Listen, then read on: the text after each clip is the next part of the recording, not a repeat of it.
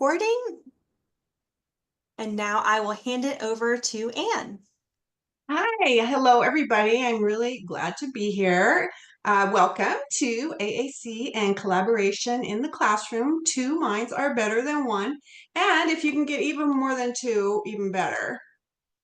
Um, so just a few little housekeeping things. My financial disclosure is that I am the owner and operator of Beautiful Speech Life LLC, which is a website, a blog, and a TPT store that has downloadable therapy materials for SLPs and teachers.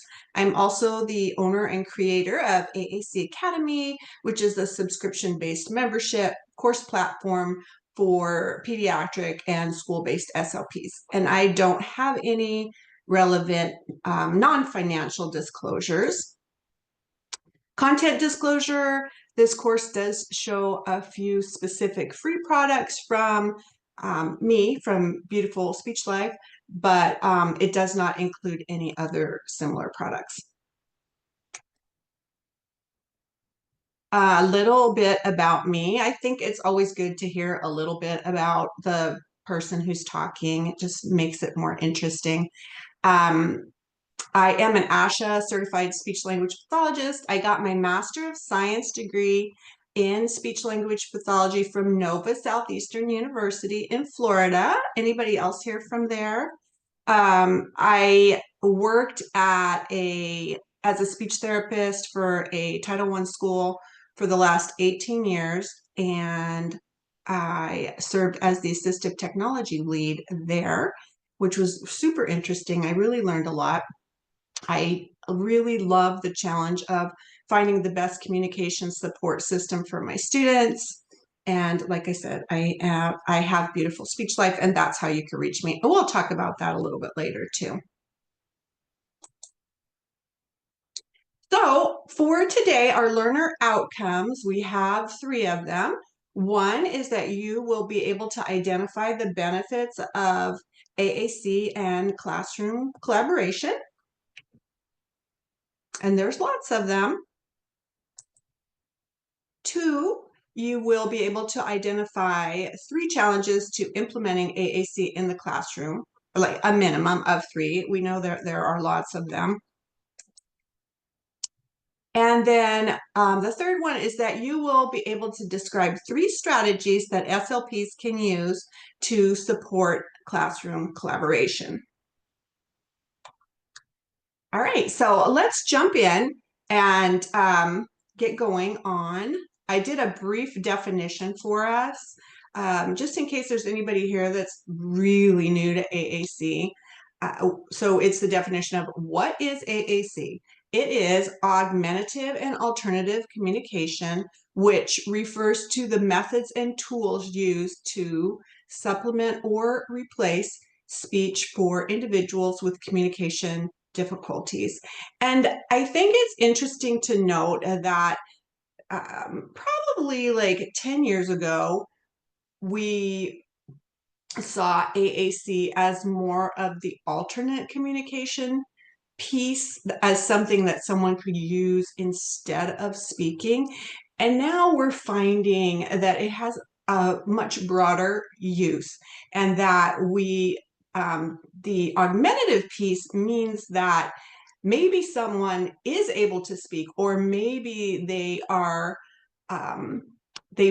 partially speaking, or maybe they're speaking but they're intelligible, or maybe they're autistic and they have mouth words available to them sometimes, and sometimes they don't. Sometimes they prefer to communicate through written language, through or through symbols of AAC. So it's kind of a much broader definition than what we used to think of it as.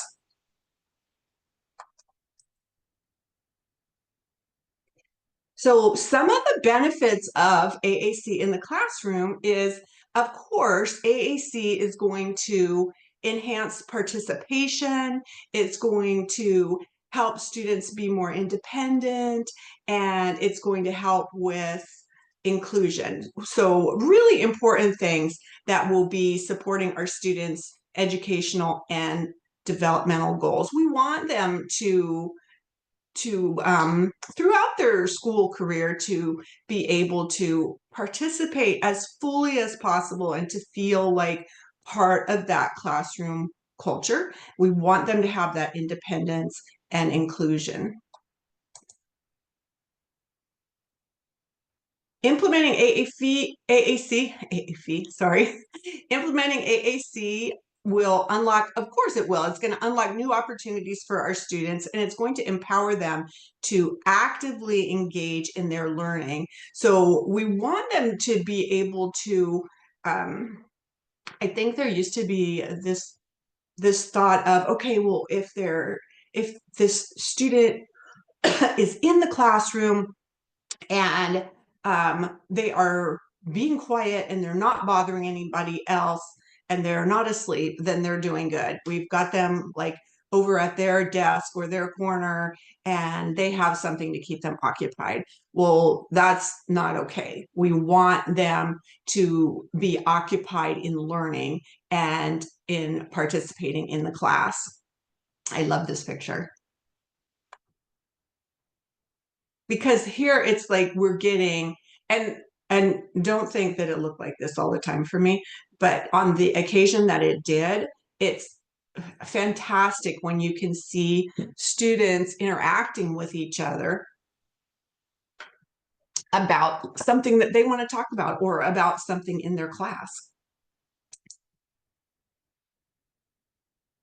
I wanted to bring this to your attention. I'm sure some of you, because when I wrote this hadn't come out yet.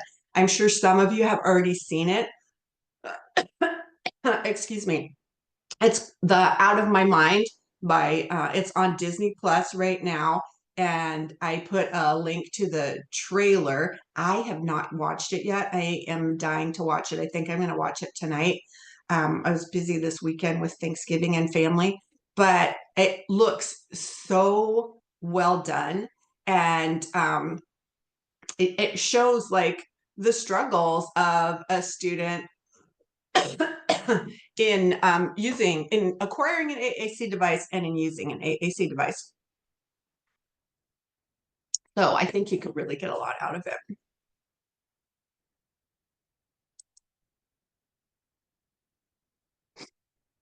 Okay, so some of the benefits of collaboration between SLP and staff is by doing that, of course, as SLPs, and I'm sure we have tons of SLPs today in with all of you guys. I can't see you, but I love SLPs, of course. So with us collaborating with staff, we are getting improved access to the general education curriculum, which is what it's kind of all about when we're in school. We're getting enhanced learning opportunities. We are increasing our students' communication skills, and we are giving them greater independence and self-advocacy. And so we'll kind of go through each one of these, but it's important, like even some of the little things, like this picture is from a student that I had, and he was able to, I didn't know if he knew my name or not. And so then this was the first time I had myself programmed in under his people, but this was the first time he ever let me know that he knew, like he knew my name, he knew who I was. So he pointed to himself and typed in Christian, and then he pointed to me and selected Miss Ann. And that was so amazing. So when we talk about improved access to the gen ed curriculum, we want our kids to be able to actively participate in their classroom activities, and we want them to be able to participate in those lessons that are aligned with grade level curriculum standards. So we are promoting that inclusive education and equitable learning opportunities. And I put in an example of what happens if only the SLP is modeling AAC. And I know that this is still a super common occurrence. That's why we're having this discussion. of how we can support staff and make sure that that's not, maybe hopefully in a few years that won't be the case anymore. But when it's only the SLP, excuse me, when it's only the SLP that's modeling AAC, think about all that lost time and all those lost opportunities. Because let's face it, I mean, we are only able to see our kiddos maybe 30 minutes a week, or if you're lucky, maybe a little bit more. But there's an awful lot more time that they could be learning and communicating. And we want them to be able to do that within the curriculum.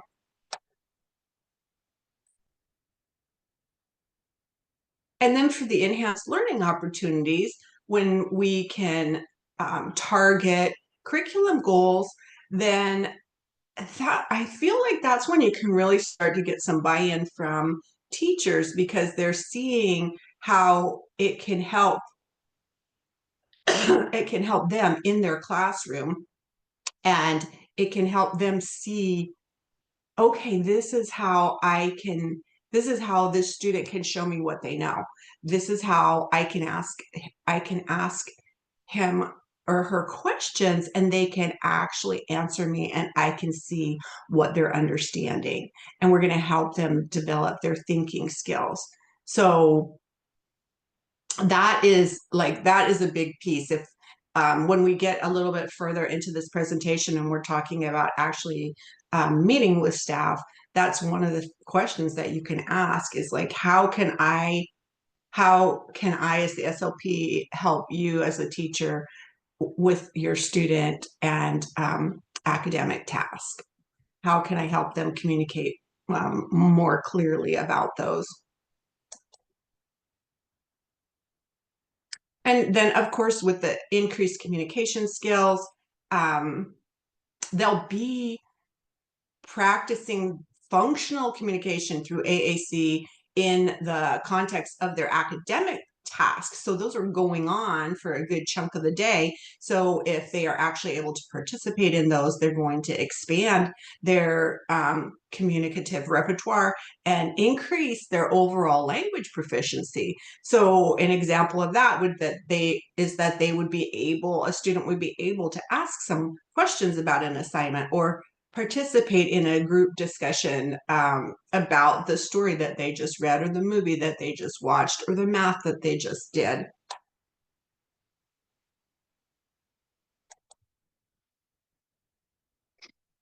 And then the piece for greater independence and self-advocacy. This is my friend Emily, and I think you're watching. So Emily is an incredible physical therapist, and she and I worked together for several years. And we had a student that really wanted to be able to participate more fully during physical therapy. And so Emily did push in with the whole class, and they did yoga. And she would have the kiddos they would have the opportunity to be able to sort of be her assistant for the session. And our student here, let's call her Emma. Emma was really social, and she wanted to be able to do that, and to do it where the other students could understand her. And so Emily was like, what can we do? How can we support this with her device? And so we got together, and we are sitting there with Emma, and then we've got her device on the desk. And then we had printed out here on the clipboard, we had a little like a little worksheet, or just pictures. We had symbols of the different yoga poses that they would do during yoga. And then we asked Emma, okay, which one of those, you circle the ones that you want us to program into your device so that you can be the teacher. And so that's what we did. And that was a huge win for her to be able to participate, for her to feel even more a part of that classroom community, and to be able to stand up there and communicate like the other kids. So it was a great way for her to be able to contribute and to show her preferences.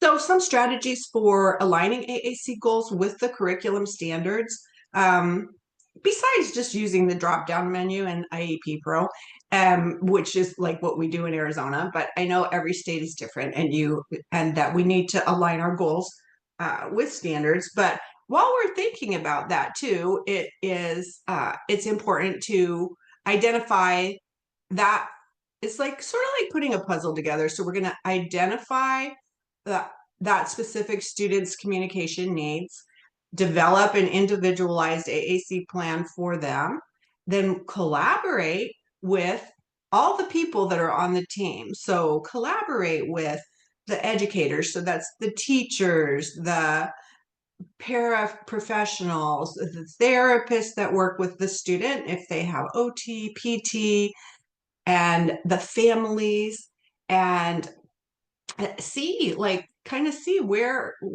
are communication breakdowns, how can we support this student the most.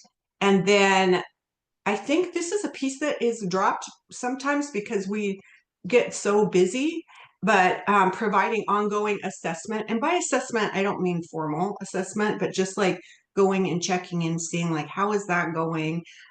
Checking with staff and saying, did this work? Did this suggestion work? Why, if not, why didn't it? How can we tweak it? How can we fix it? And make those adjustments kind of as we go. And we'll talk a little bit more about that here.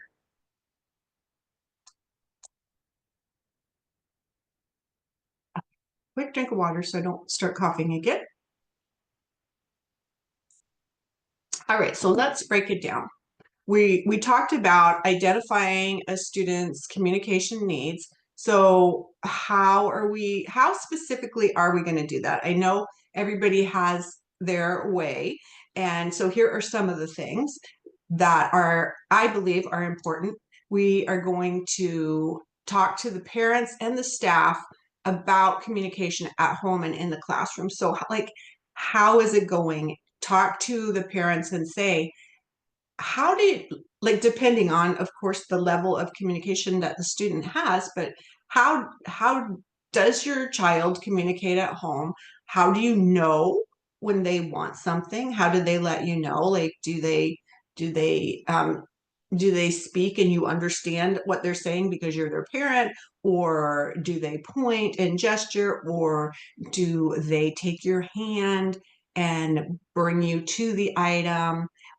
When are some times when there are really bad communication breakdowns, and what do you wish that they could communicate? And then do the same thing for the teachers and the staff in the classroom. What do you wish that that this student would be? When is a time during class that you wish this student would be able to communicate more fully or participate more fully through communication? And then we can start talking about how we can support them in that. Ask the areas of most need. Are there breakdowns occurring? Are there meltdowns occurring? And kind of what happened before that, and what do you think is going on, and start to figure out some ways that you can support them in helping the child communicate. Like maybe they put their head down every time reading starts, or maybe they have a meltdown because they can't communicate to you that they don't want to go outside because they're too cold because they didn't bring the right jacket. Like all of those different kind of things that happen. I think it's important, of course, to review previous testing. Like say if you're getting a if you're getting a new student in, a transfer student, review any testing that has happened before, have a look at their present levels and their progress reports, and definitely talk to the teacher about how to best support academics and get specific about that.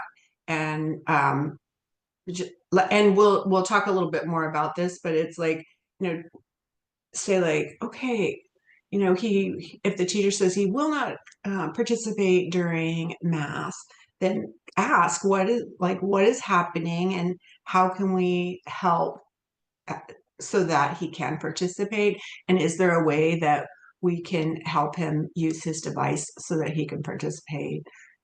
So maybe he can use the keyboard with the numbers, just looking at all those different possibilities. I do have a free goal planner for you, and this is where you get it. This was also in your handout, I believe. And then you'll have it in your notes. But this is like a bit.ly link, so it's case sensitive. So you can take a picture of your screen. I should have put a QR code on there, sorry. But it's just https:// and then the bit.ly / and it's case sensitive. So in capitals, free, AAC, and then in lowercase, goal plan. And that is like it's kind of a nice breakdown to help you kind of get started in your planning process of uh, um, what area of need are they at, kind of where are they at right now, and how can I support them the most. And there are some example goals that you could kind of use as starting point. And I hope that that will be helpful for you, and kind of because I know AAC goals can be sometimes daunting, but they don't have to be, because it's communication, and we're experts in that.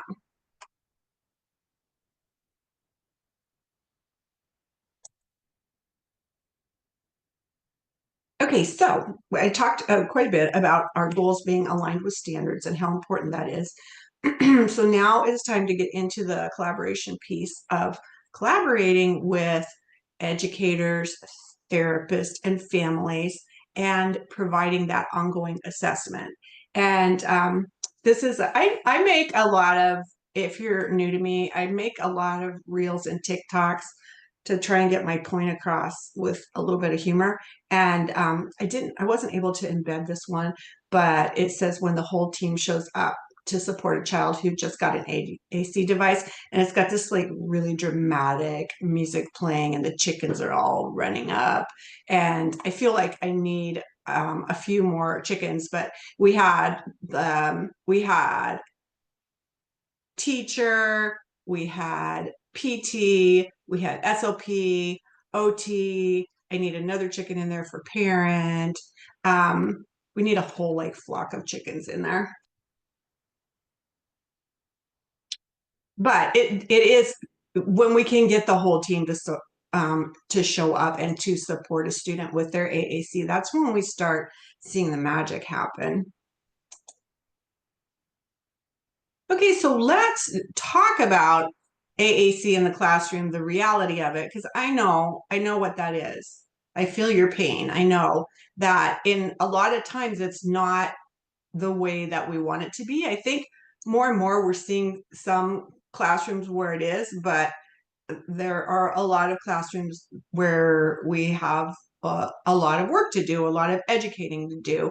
And some of the things that happen are, unfortunately, people are working from old paradigms, and you get someone in that is, they're like, okay, we want this kiddo to use this device. And then they start thinking that it's all about the device. And the device is just a tool. It's not about the device. It's about that we want the child to be able to engage and to communicate. So then we have someone in here like this, and they're well-meaning, but they're misguided, and they're saying, okay, all right, Johnny, press go, show me where go is. And they'll take Johnny's hand and be like, here it is, press go. And then you end up with a student that's like, okay, here we go. You're just making more work for me to do, and I don't even know what it means. So if you could instead have some type of a motivating, fun activity, and pair it with modeling where just the well-meaning person is using the device. And then you can get a happy student that thinks, okay, well, maybe that thing's not so bad because when she's pointing at it, I'm getting to do something fun. Maybe there's something to it.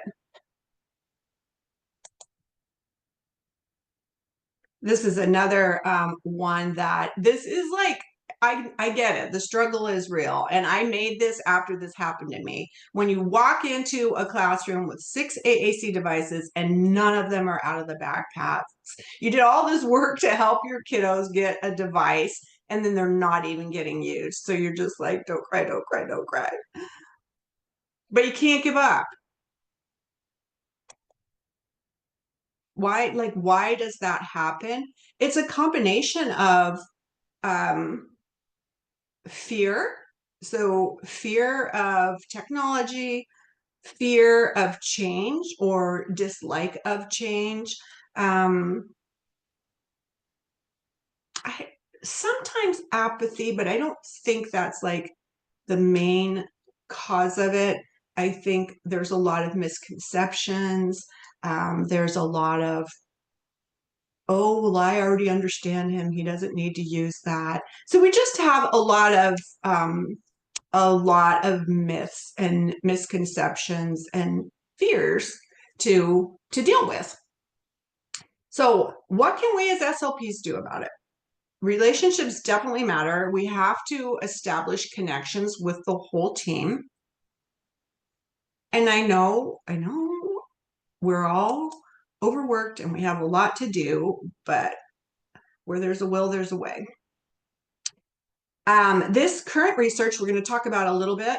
I really like it because it's super current from this year, and they looked at 6 teams of special education teachers. Those were the participants, and they shared their perspectives and challenges about what it's like to have kids with AAC in their classroom and not knowing how to support them, because the name of the article is Feeling Our Way Around in the Dark. Brilliant.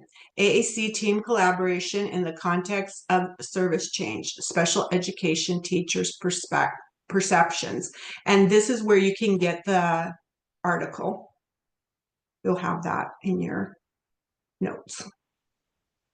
So let's talk about what the special education teachers have to say to us, SLPs. One of the big things was that we need to be in the classroom when we can. I know that I know that we're busy and it's difficult, but what they're saying is that if we could go into the classroom and actually show them some things, like some very, very specific things, because if you think about it, as an SLP, we are trained to be experts in language, and AAC is another language. And we have gone to school for a really long time, and we are coming at this from a different perspective and a different knowledge base than the teachers and staff are. And so we have to remember that, like, we already know a lot of things, and we have to kind of approach them with a beginner's mind, where we're thinking, okay, what was this like when I didn't know anything about it? And how can I use my empathy to like put myself in their place and talk to them that way? Not talk down to them, not at all, but just think about, okay, what are some of like the fundamental things that they're going to need to know?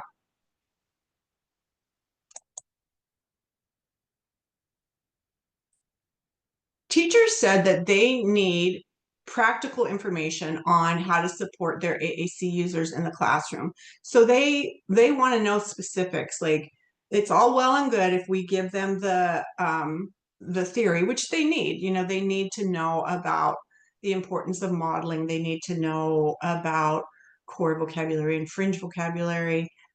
But they also need to know, like, when, say, if you did a staff training and then the next day they go in and they've got the child's AAC device there on the desk and they've got it out and charged, then what?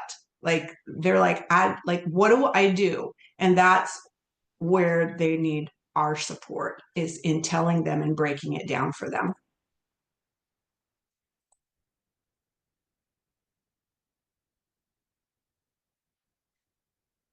So the other thing that they said is that we as SLPs, if we could be familiar with their classroom routine so that we can make those suggestions and have a look at the types of lessons that they are teaching, and some of the students, get to know some of the students' favorite and least favorite activities so that we can make relevant suggestions for AAC use in the classroom.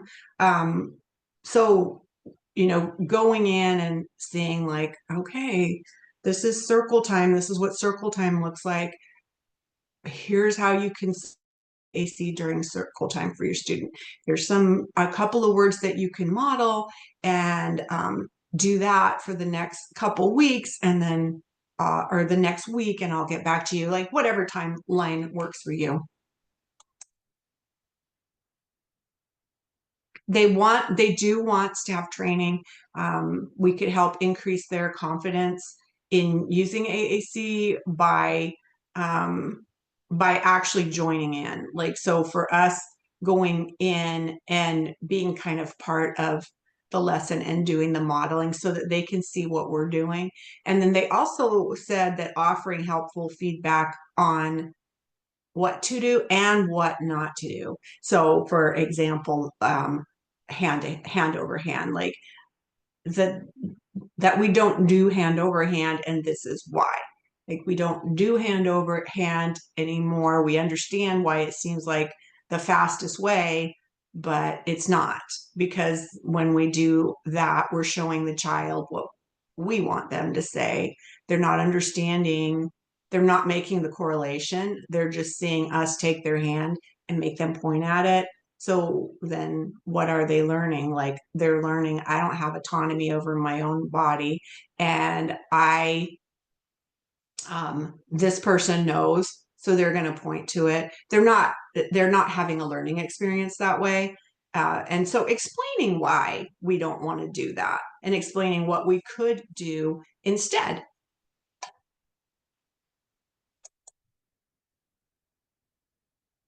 So think about have you guys heard of, I think a lot of people have, the I do, we do, you do strategy? That I put a link to that for you. But basically, it's just a way of teaching something. And I know teachers do that with kids, and I think that we can do that as adults too, with other adults. So it's basically, I do. So I go in and I show them, I'm telling them I need them to model. So I'm going to go in, I'm going to show them, like, okay, this is how you do it. This is how you model. You point to, you pick a couple words that are going to be relevant, and depending on the student's level of communication, and then you're going to point to a word and say it, and hold the point for a minute, or like for a few seconds, so they have time, if they want to, they have time to see it, and then they can kind of get a feel for how simple it is.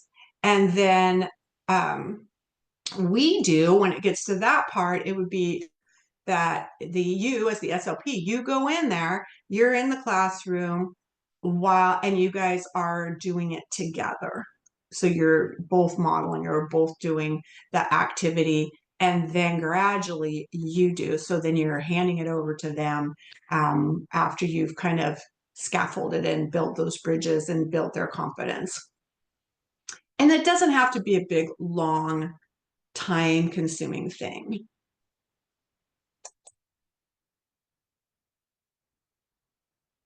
Some of the little tips that I have for comparing is for when you're providing the training, is to try and help them to understand, compare learning AAC to learning a new language, and kind of go into detail on that of, if we were, what is the best way to learn a new language, it's not to learn it one word at a time. It's to learn it to learn it with meaning. So it's we want them to be doing functional modeling, not drill. So like when if say if I was trying to learn Spanish and I'm in Mexico and I'm in a restaurant, I think it's going to be easier for me to remember some words about food and ordering food because I'm doing it within a very functional activity and I want to get something out of it. I want to get my food and I want to be able to communicate with my server. So I'm explaining that to them so that they get that for when they're modeling with the student and that why drill doesn't work. It's not about them memorizing where the words are on the device. That's going to happen with motor planning when they're learning it functionally. And then we want genuine communication, again, not drill, real communication in real situations. So it's a different way of thinking about things. It's not like learning math facts. And so explaining that to them can be really helpful. And sometimes you can see the light bulb go on.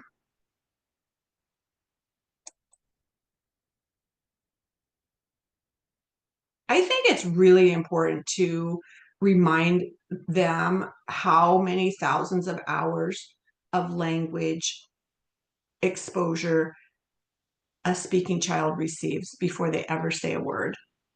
Ex like explain to them about with babies how they hear thousands and thousands and thousands of words and they're going to hear the word mom or mama thousands and thousands of times before they ever actually say it, before they ever actually speak it, because they need to understand what it means and then be ready to make that to be able to do that output. So the same applies to AAC modeling. It takes a lot of input.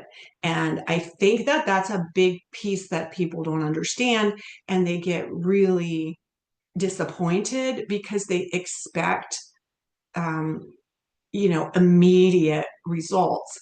And sometimes it depends on the student. I mean, sometimes that happens and a lot of times it doesn't.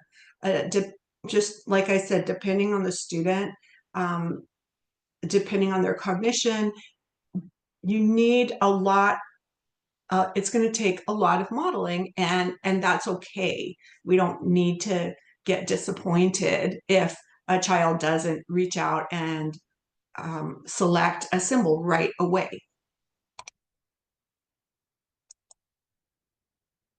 So I had this great training for you to watch, and I'm giving you some links to different trainings, not really for you. I mean, they're great. You probably already know this, but these are great to have in your toolbox to be able to show to staff. And what I like about these, I chose ones that are like super short because always time is of the essence and everybody's in the school environment, especially we're busy. Everybody's busy. And sometimes, you want to provide a nice staff training with like a PowerPoint and a slideshow, and which is great if you can do that. But sometimes it's really hard to get staff together because different people have breaks at different times, teacher prep times at a different time. They have meetings after school on half days. They have all these trainings. So if you wait until everybody can get together, sometimes you're going to wait for months and then you're kind of missing all of those opportunities. So I think it's like, why not do a combo of if you can do the big training, great. And then also do these little ones where you're giving them a video to watch. Or these are short, these ones that I'm giving to you, they're like all under, I believe, 5 minutes. And so you could even watch it with them on their phone or have people watch it and then get back together with them to discuss it. This one's really good. I was going to show it to you, but it's not working when I switch over.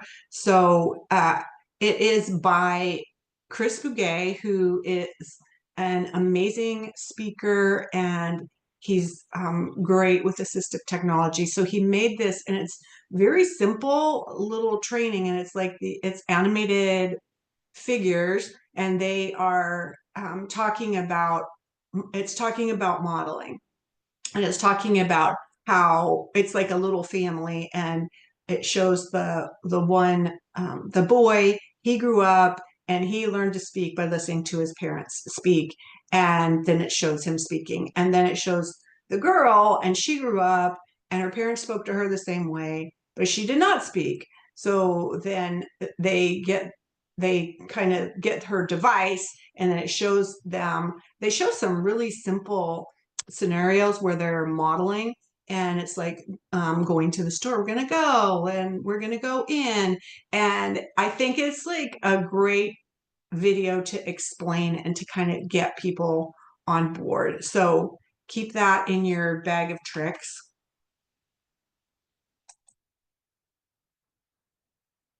Another one is this one from Assistiveware. It is short, again, just 2 minutes and 27 seconds. And it has, I forget that gal's name from Assistiveware right now. She's got a great Australian accent. And she talks a little bit about modeling and then gives some examples of when to model. And I think that those are especially helpful for staff to see those, to get those different ideas. Because people ask me a lot of times, like, how do I model and when do I model, and do I model each word or do I model every word in the sentence? And you can kind of, by having them look at these, they can kind of see other people doing it. And then this one is one I made.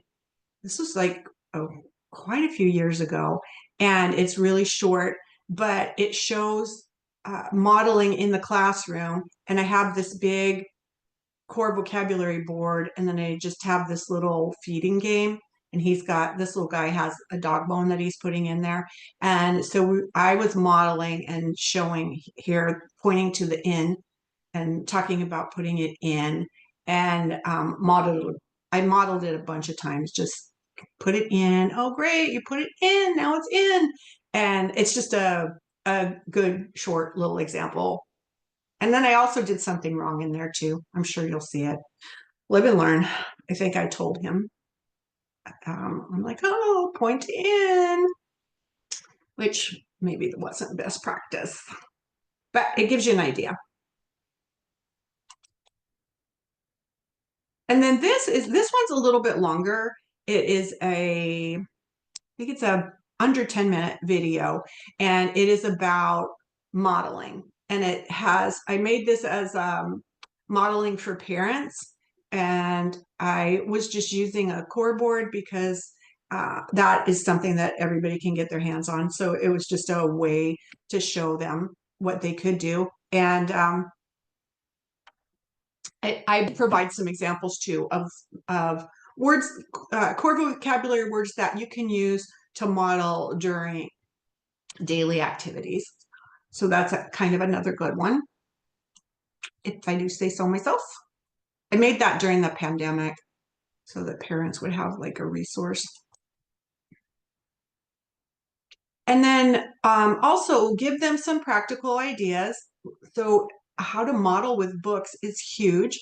And this video is really good. It's called Supporting AAC Users in a Special Education Classroom. And it shows how this special education teacher uses core vocabulary with a book. Again, another just valuable way for them to see and to get ideas. This is back to that research article. Another thing that the special education teachers said is important is to promote a shared understanding of roles. So it's important at for the team to discuss and decide who's responsible for what. So even as small of a thing is who's going to be responsible for making sure that all of the AAC devices are charged. So maybe in you are a school where all the AAC devices are provided by the school, and maybe some of them stay in the classroom overnight. So who's going to make sure that those are charged? Or maybe all of the AAC devices are go home with the students, and then they come back, and sometimes they're going to come back not charged. And so who is going to like be in charge of grabbing the kid's backpack right when they get there and making sure that that device gets charged enough that they can use it? Also thinking ahead, making sure that they have chargers for all the devices. We've run into that before. And then who's going to make sure that they're not only charged but out where they're supposed to be and available to the student all the time. And then when we get that done, then who is going to be in charge of modeling during routines and transitions? Is it always going to be the teacher? Is she always going to model during group activities when she's in front of the class, and then our staff going to model during table activities? Kind of getting that all hammered out ahead of time so that it actually happens is really important. So we talked about most of these for the priorities for effective AAC in the classroom. Establishing connections, huge. Using core vocabulary, which I'll talk about here in a second. Using fringe vocabulary that's pertinent to the student. And these are things that you're going to train staff on. Making sure that our students have access to their AAC at all times, and then the importance of modeling.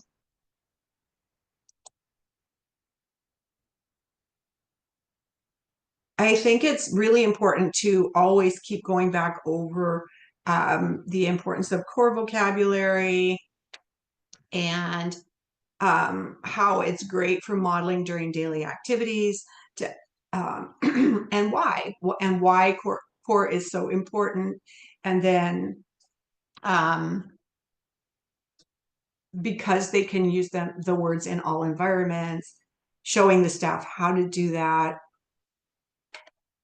giving them some suggestions on words that they could use for lots of different activities. I mean, on here we've got drink and eat, which are great for snack time and meal time.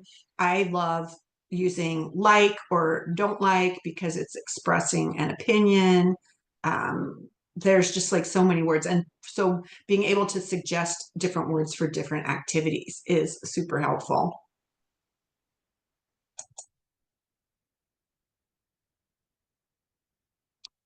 Having the staff agree to make sure that the devices are always out is really important, and explaining to them what that means and why.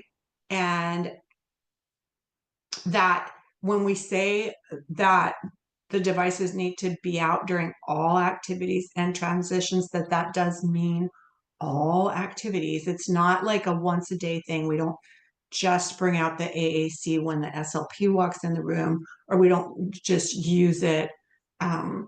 We don't use it only for circle. We're going to need to use it for everything. And yes, they do need to take it with them to lunch. That's a really great time for socializing, and during recess, and talk about there, because I know that there's sometimes, or a lot of times, there's a worry that the device is going to get broken.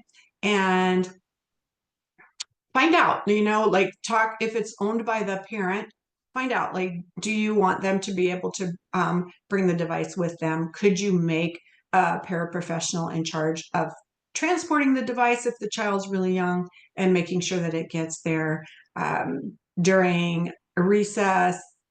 If the child's like super active, do they want to leave it with the person who's on playground duty, or do they want to have a low-tech version?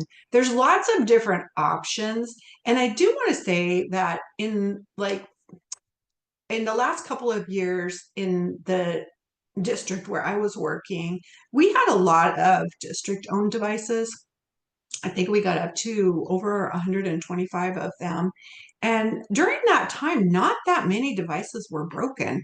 I think my maybe five over a period of a couple years. So the if it's an iPad, they're making the glass stronger. You can get that protective screen put on them. I would say consider it on a child by child basis, but figure out a way for them to have communication available all the time.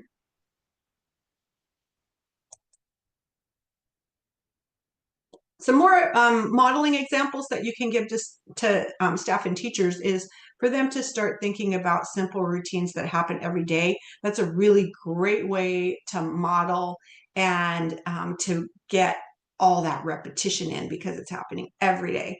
So some ideas are, and if you're working in a classroom, be thinking about, okay, what are some of the activities that happen every day that would be like a really good way for um, for somebody to be able to model, just like something really simple.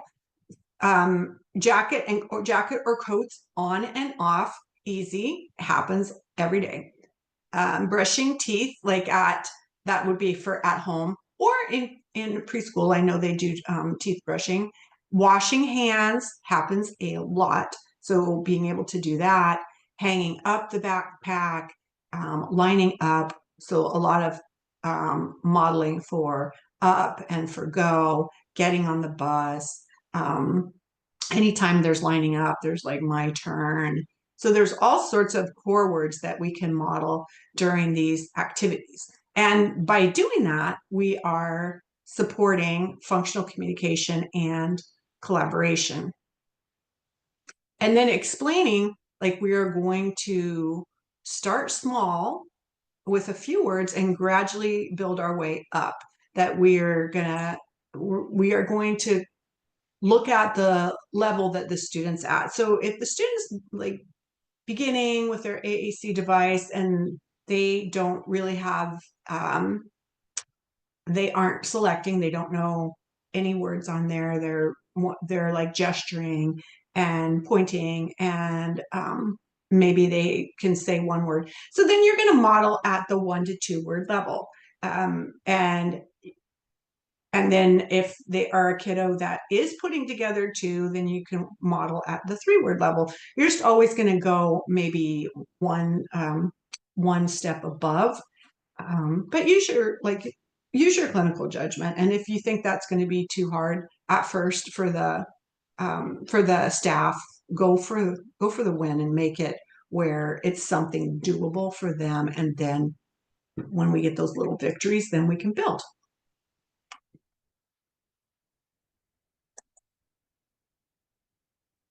Really important to remind staff that it is okay to make mistakes. I know we talked about a little bit about there is kind of a big fear, and there's fear of change, fear of technology, fear of appearing like you don't know what you're doing. There's always that, and so we want to try and help them get over that right away by tell them, look, it is fine to make a mistake. And when you do make a mistake, maybe you select the wrong thing or you forget what you're doing, just talk about it in front of the child. Say if you select the wrong symbol, then, or you go to the wrong page, then you can just say, that wasn't what I wanted.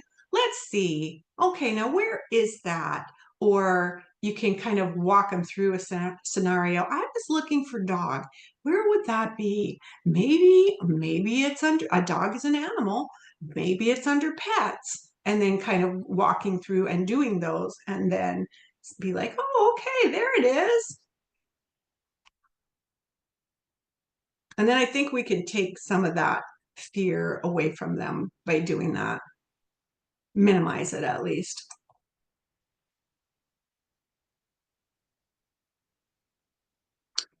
So remind staff that with modeling, we want to keep it simple.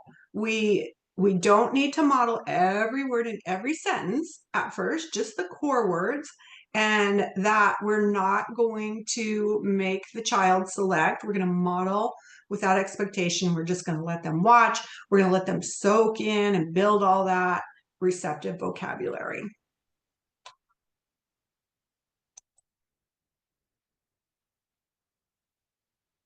We want our students to be able to communicate their wants and needs and preferences and not ours.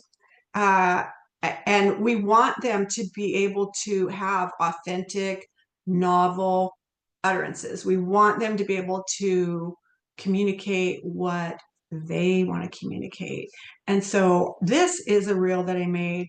Kids want to say what they want to say, not parrot what we want them to say. So we have our emerging AAC communicator here. Here we have somebody telling him what to say. Here we have somebody using hand over hand. And then this is probably what he feels like. I am the decider of us three. I decide.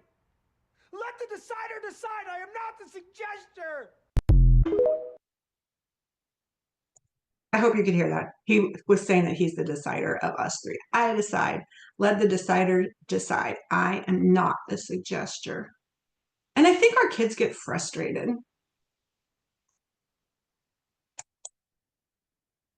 I am the decider of. Okay. So I'm going to have some time for Q&A at the end.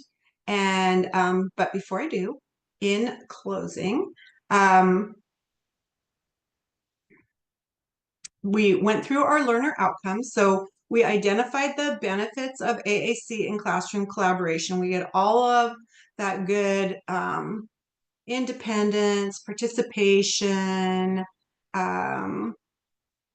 inclusion, all of those good things with collaboration, and where our kiddos get to feel like they are part of a community and everybody wants to belong. Identify 3 challenges to implementing AAC in the classroom, and we know that there are tons, but there's like the technical challenges of having devices not out or having devices not charged, or fear of staff being fearful, staff not knowing what to do, staff not wanting to look like they don't know what to do, and resistance. Sometimes there's resistance to change.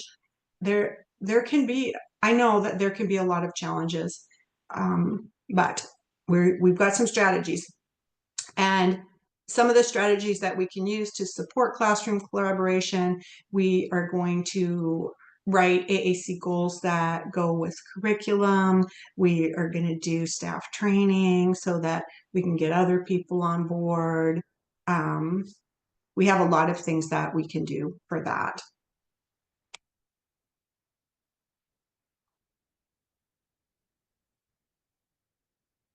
Here's how you can contact me.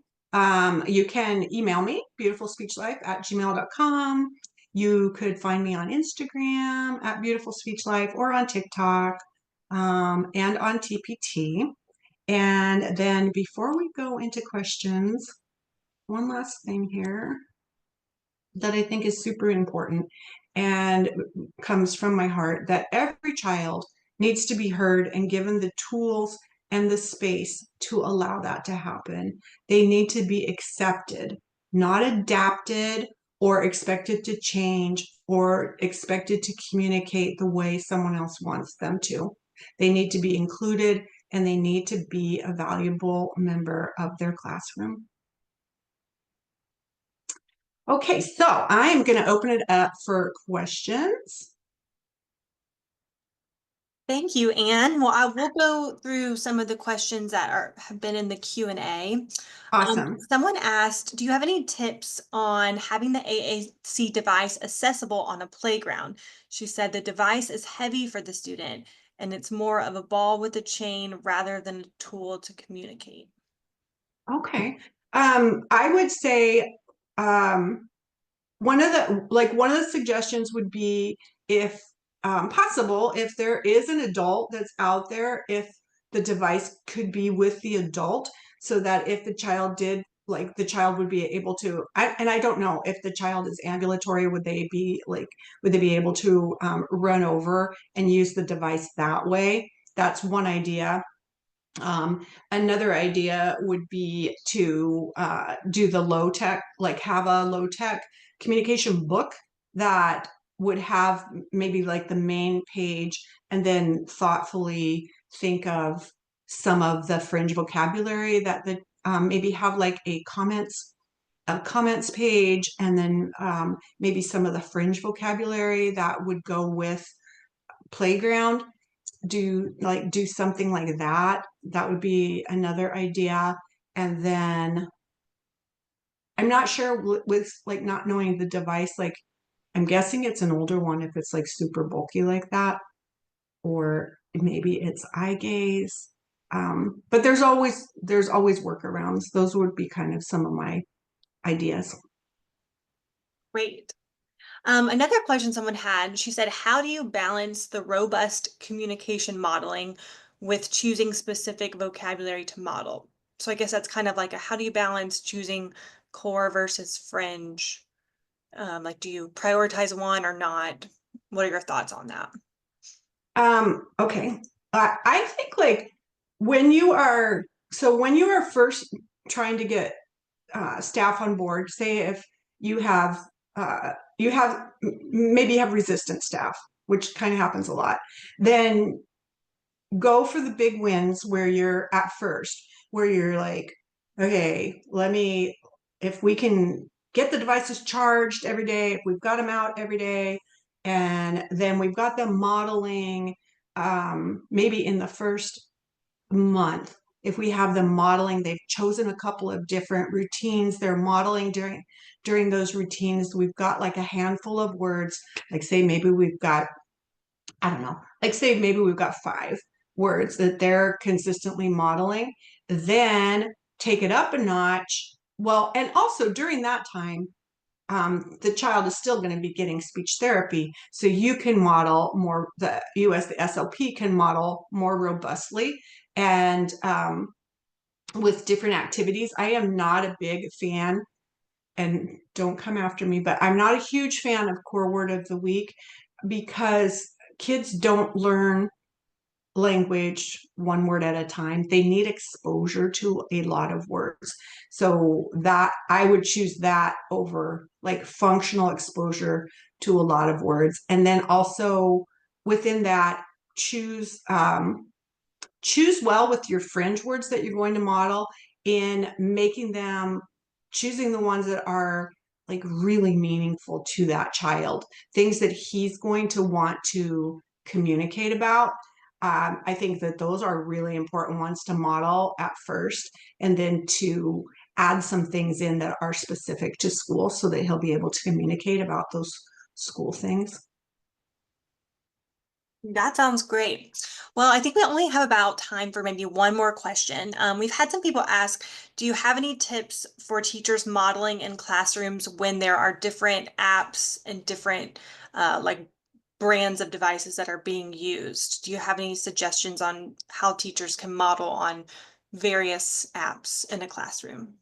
Yeah, I know that that is the case a lot of times for sure. And so what I've seen done that seems to work is, say if you're in a classroom and you have 3 kids that have LAMP Words for Life, and you have one that has Touch Chat, and you have one that has Proloquo to Go, then I would get a core board, like a big core board.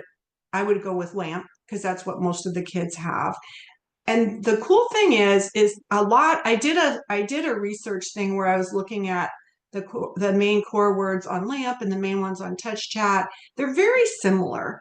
And so if you're modeling, say if you're modeling the word go on LAMP, then just make sure that if while you're doing that, hopefully if you have an aide, then they could be over by the other 2 students that have like the Touch Chat, and the Proloquo and help them find where it is. And then pretty soon they're going to start understanding what that word means, and then they're just going to remember where theirs is.